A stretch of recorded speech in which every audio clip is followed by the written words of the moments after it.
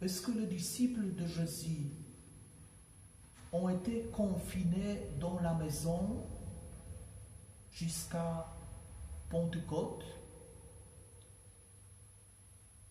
Je lis l'Évangile et je découvre que pas du tout.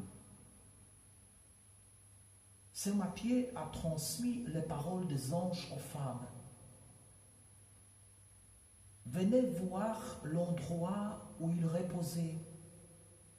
Puis, vite, allez dire à ses disciples, il est ressuscité d'entre les morts.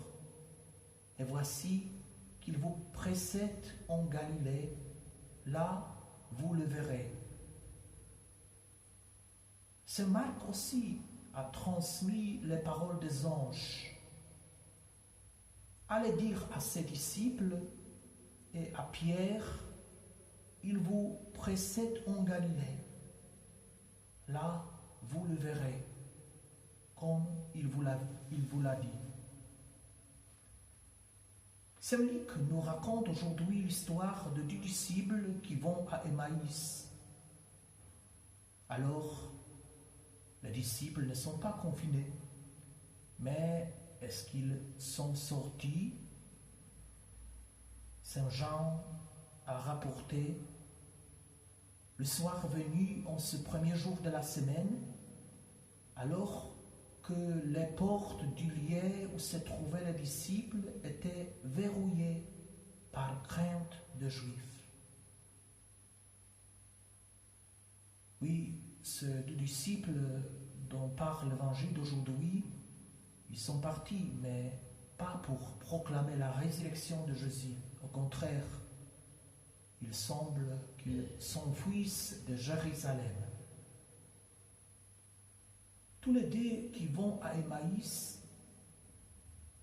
ont écouté ce matin la joyeuse nouvelle que Jésus est ressuscité. Ils ont dit, à vrai dire, des femmes de notre groupe nous ont remplis de stupeur quand, dès l'aurore, elles sont allées au tombeau. Elles n'ont pas trouvé son corps. Elles sont venues nous dire qu'elle avait même eu une vision des anges qui disaient qu'il est vivant.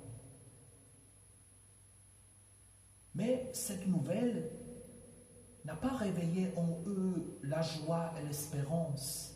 Au contraire, elle a réveillé une peur bleue.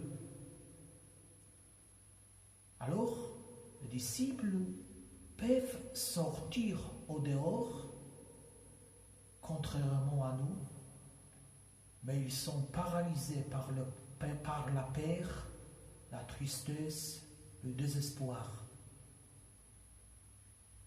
Les témoignages des autres ne l'ont pas convaincu. Saint Marc a écrit, quand les disciples entendirent que Jésus était vivant et qu'elle l'avait vu, ils refusèrent de croire. Après cela, il se manifesta sous un autre aspect à 2 d'entre eux qui étaient en chemin pour aller à la campagne. Ceux-ci revinrent l'annoncer aux autres qui ne les crurent pas non plus.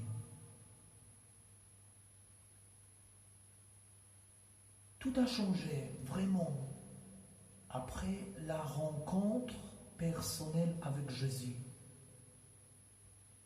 Cette rencontre a rempli leur cœur de joie. Elle leur a donné l'espérance, le courage. Pendant cette rencontre, ils ont reçu le don de l'Esprit Saint et une mission. Saint Jean a rapporté, Jésus leur dit, la paix soit avec vous. De même que le Père m'a envoyé, moi aussi, je vous envoie. Ayant ainsi parlé, il souffla sur eux et il leur dit, recevez l'Esprit Saint, à qui vous remettrez ses péchés, ils seront remis.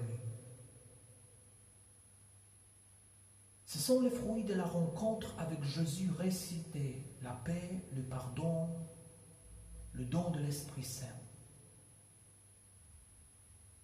Je posais au début la question, les disciples étaient-ils confinés?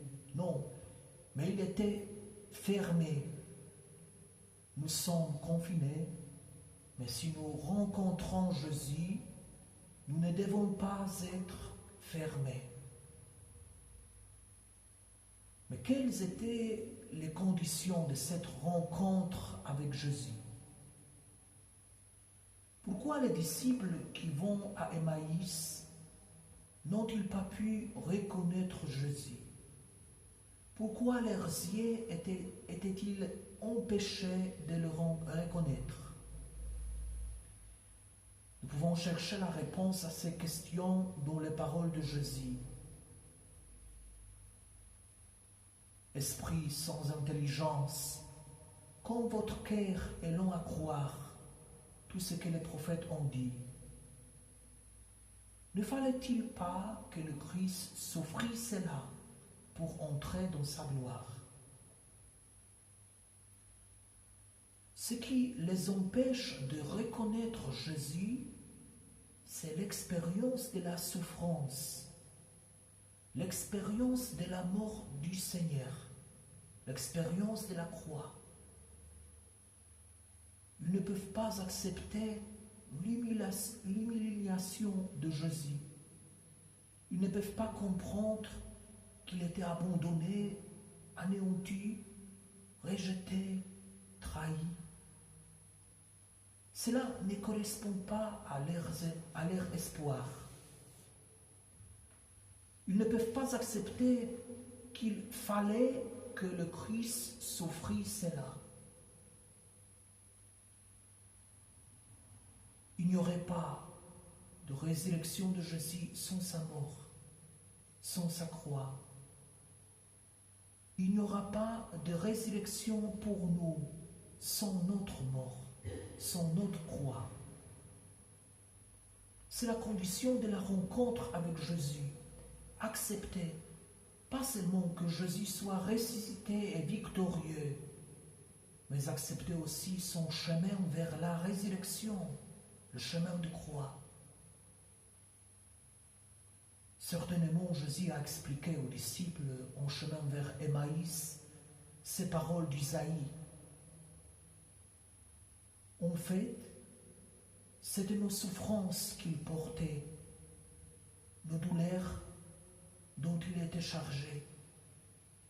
Et nous pensions qu'il était frappé, détruit par Dieu, humilié. Or, c'est à cause de nos révoltes qu'il a été transpercé, à cause de nos fautes qu'il a été broyé.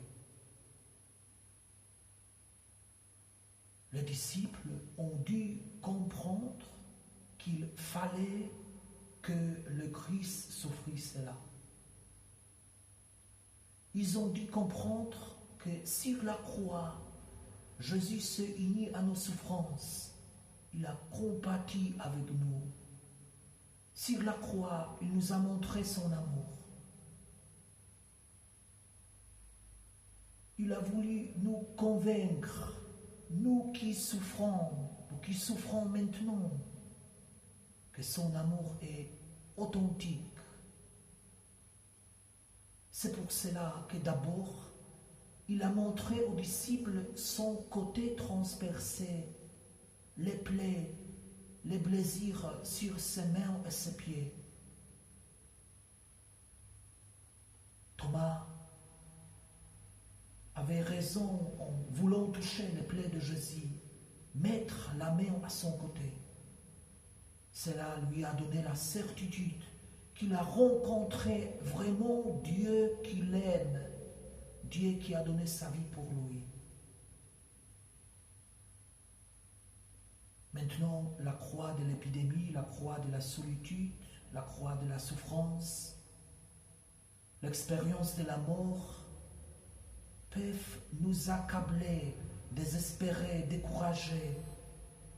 Et cette croix peut empêcher nos yeux de s'ouvrir, de reconnaître et rencontrer Jésus ressuscité. il faut permettre à Jésus de nous accompagner sur notre chemin de croix. Il faut permettre à Jésus de nous expliquer notre expérience. Un temps privilégié pour cette rencontre avec Jésus est l'Eucharistie. Quand nous lisons l'évangile d'aujourd'hui, nous voyons que d'abord Jésus, partant de Moïse et de tous les prophètes, leur interpréta dans toute l'écriture ce qui les concernait. Et après, quand il fit à table avec eux, ayant pris le pain, il prononça la bénédiction, et l'ayant rompu, il le leur donna. Alors nous voyons que toute la route des disciples vers Emmaüs est l'image de l'Eucharistie. D'abord la liturgie de la parole, où Jésus nous explique la parole de Dieu, et ensuite la liturgie eucharistique, où il nous nourrit.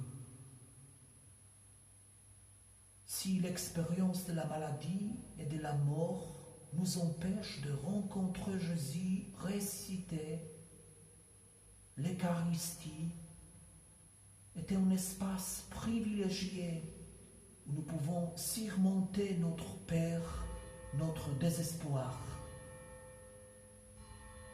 Pendant l'Eucharistie, Jésus a rompu le pain.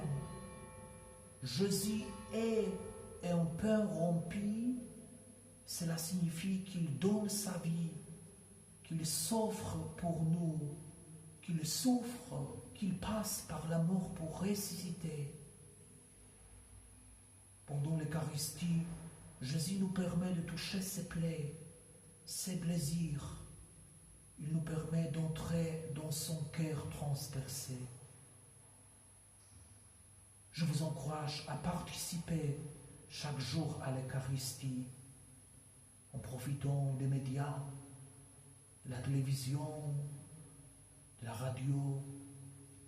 C'est la rencontre avec la vérité sur Jésus qui nous transformera, nous remplira de joie, nous fortifiera pour suivre Jésus.